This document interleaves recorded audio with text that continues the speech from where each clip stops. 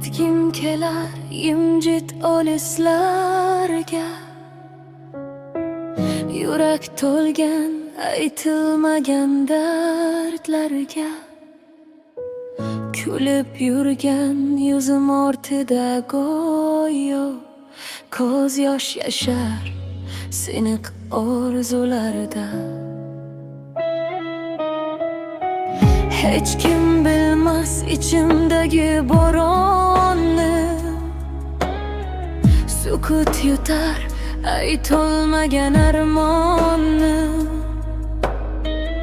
Odam ichra o'zimni yo'qotdim men, topolmadim menga kerak makonni. Yolg'iz o'zim yashagim kelar, to'lmagan ben tinchlik izlar. Hech kim kelib dardim so'ramasin, jimjit tunlar meni tushunar.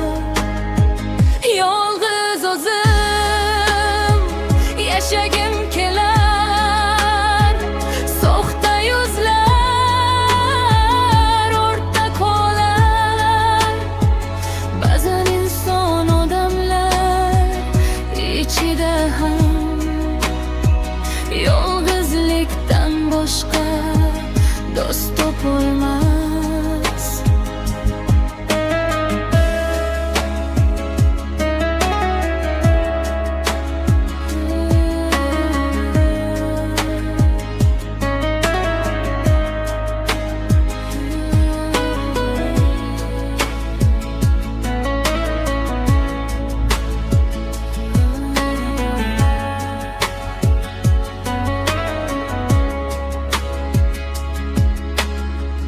İşonch bergan qo'llar qo'yib ketdi,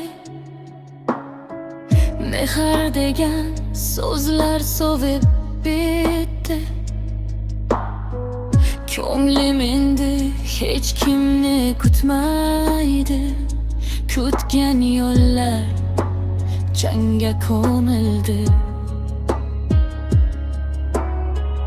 Bir kun balki kunlarman yana, lekin bugun sukut dardimga davo.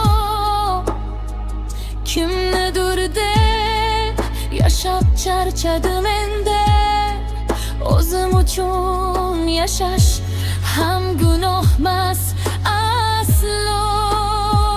Yolg'iz o'zim yashagim kelar, ko'z yoshlarim yomg'ir bo'lar.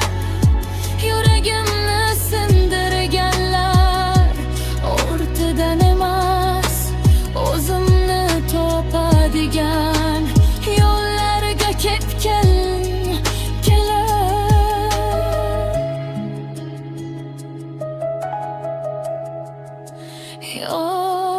Yolg'iz o'zim yashagim kelar. Shunchaki tinchgina yashagim kelar.